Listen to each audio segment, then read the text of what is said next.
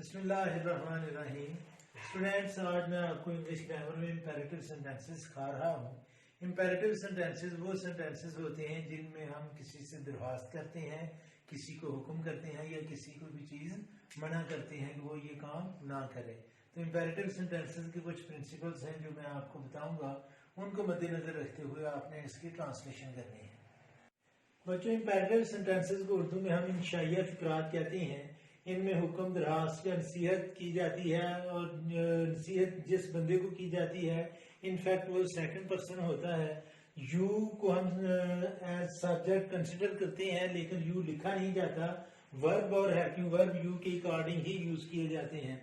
जैसे अभी अगर आप किसी को कहते हैं कि दरवाजा बंद करो, एक कप चाय लेकर आओ या पानी लेकर आओ, खिड़की बंद करो, तो असल में ये हम किसी को हुक्म दे रहे हैं।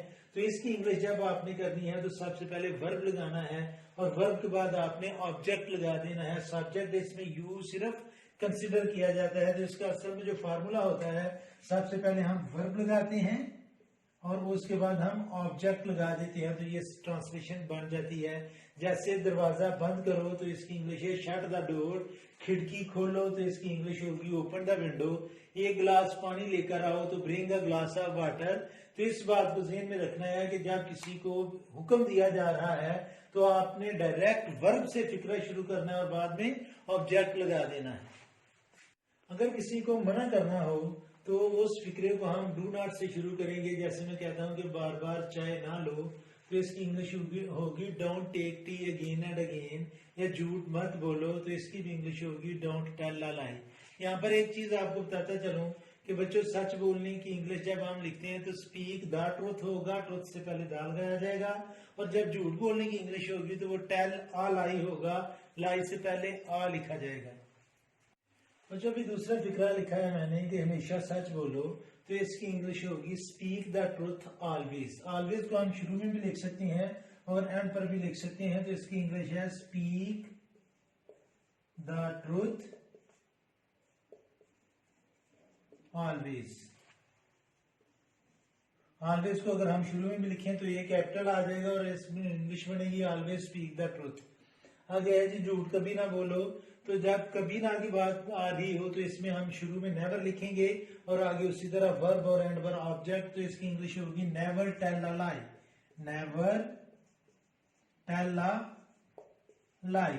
यहाँ पर बच्चों एक आपने प्रिंसिपल माइंड में रखना है कि जब ट्रुथ की बात होगी तो उससे पहले दा लगेगा, जब लाई की बात होगी तो उससे पहले ए लगेगा। सच बोलने की इंग्लिश स्पीक होती है और झूठ बोलने की इंग्लिश टेल होती है। आखिरी फिक्रा है दूसरों के लिए जियो। तो ये आपको नसीहत की जा रही है या हुक्म, आप हुक्म तो नहीं है, ये सिर्फ एडवाइस ही है। तो इसकी इंग्लिश होगी live for others. Live for others. Use of lest. Lest का अगर हम उर्दू मतलब देखें तो इसका मतलब होता है मुबादा, और मुबादा को अगर एक्सप्लेन किया जाए तो ये कहते हैं कहीं ऐसा ना हो। जैसे एक फिक्रा है कि मेहनत करो, कहीं ऐसा ना हो कि तुम फेल हो जाओ। आंखें खुली रखो, कहीं ऐसा ना हो कि लोग आपको धोखा दे दें। तो ऐसे फिक्रात के पहले हिस्से को इंपेरेटिव कहते हैं और जो दूसरा हिस्सा है वो लेस्ट से शुरू होता है और लेस्ट के बाद सब्जेक्ट, उसके बाद शुड। और ये बात ध्यान में रखें कि शुड के बाद हमेशा वर्ब की फर्स्ट फॉर्म यूज होती है और उसके बाद ऑब्जेक्ट। दूसरे हिस्से का नेगेटिव होना शर्त होती है, लेकिन इसमें नॉट वर्ड हम यूज नहीं करते क्योंकि नॉट वर्ड जो है वो इसी लेस्ट में इंक्लूड होता है। तो इस बात को ध्यान में रखें कि ऐसे फिक्रात जिनमें कहीं ऐसा ना हो, उसका पहला हिस्सा इंपेरेटिव होता है, दूसरा जो सेंटर में लफ्ज हम यूज करते हैं वो लेस्ट है। और लेस्ट के बाद जैसे सेंटेंस की ट्रांसलेशन की जाती है कि पहले सब्जेक्ट फिर शुड और उसके बाद वर्ब की फर्स्ट फॉर्म और ऑब्जेक्ट। दूसरे हिस्से का नेगेटिव होना कंडीशन होता है, लेकिन उसमें हम नॉट यूज नहीं करते क्योंकि वही नॉट इस लिस्ट में इंक्लूड होता है। बच्चों, दो फिक्रे आपके सामने लिखे हैं। दिन रात मेहनत करो, कहीं ऐसा ना हो कि तुम फेल हो जाओ। और दूसरा फिक्रा है अपने हक के लिए लड़ो, कहीं ऐसा ना हो कि लोग तुम्हें इससे महरूम कर दें। अगर आप गौर करें तो दिन रात मेहनत करो, इसमें ये इंपेरेटिव है, आपको नसीहत की जा रही है या हुक्म दिया जा रहा है। और कहीं ऐसा ना हो, इसकी जगह हम वर्ड लेस्ट यूज करेंगे और आगे सब्जेक्ट और वर्ब की शुड और फिर वर्ब की फर्स्ट फॉर्म, तो इसकी इंग्लिश होगी कि work day and night, work day and night, lest, कहीं ऐसा ना हो के लिए हमने क्या वर्ड यूज करना है, लेस्ट, ये ना हो भी इसी लेस्ट में आ जाएगा, लेस्ट you should fail, you should fail.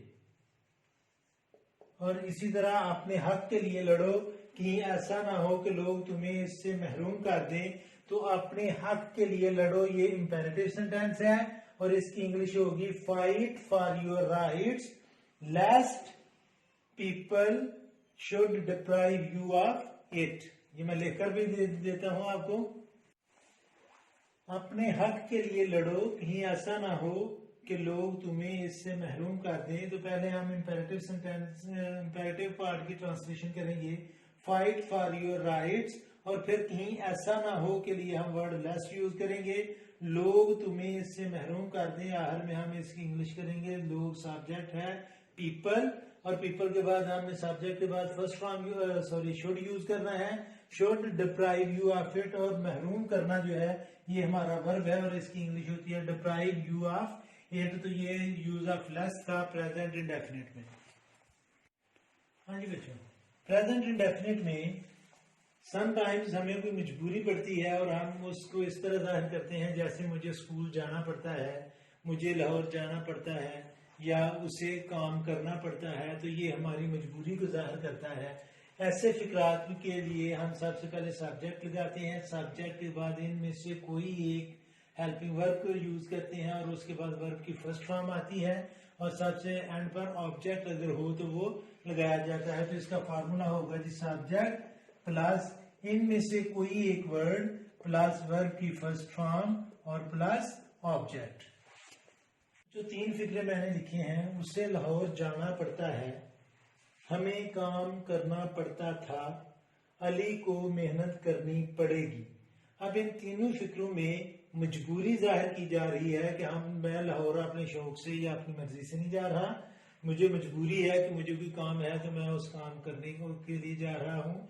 काम करना पड़ता था कि मेरे पास पैसे नहीं थे या मैं मजबूर था, तो मेरी मजबूरी थी कि मुझे काम करना पड़ता था।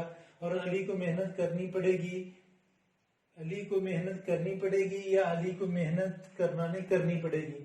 तो ये भी मजबूरी है कि अली ने कोई टारगेट अचीव करना है तो वो मेहनत करेगा तो उसको वो टारगेट अचीव कर सकेगा, वो उसकी विल नहीं है, उसकी मजबूरी है।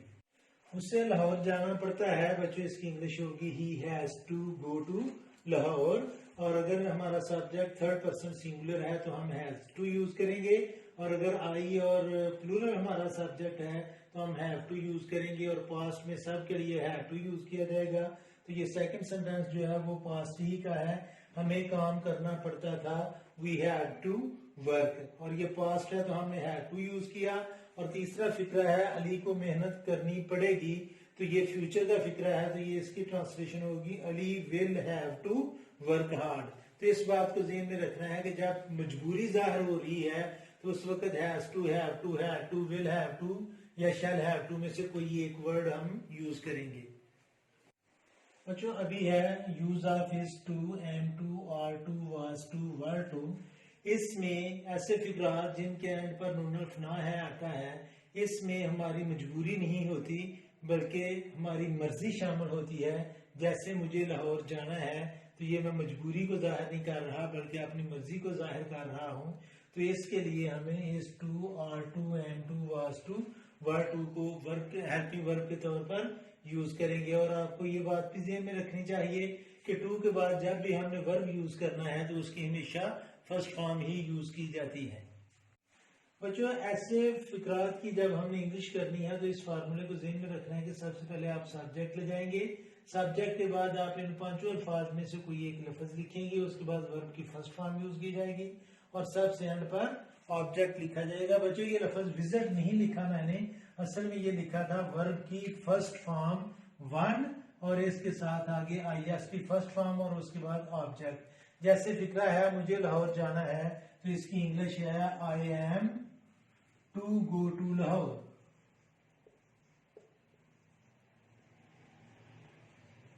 और उससे लाहौर जाना था। इसकी इंग्लिश चूंकि ये पास्ट में आ रहा है और उससे थर्ड पर्सन सिंगुलर है तो हम वाज यूज करेंगे। तो इसकी इंग्लिश है he was to go to Lahore. तो बच्चों आज के लिए इतना ही काफी है, बाकी इंशाल्लाह नेक्स्ट वीडियो में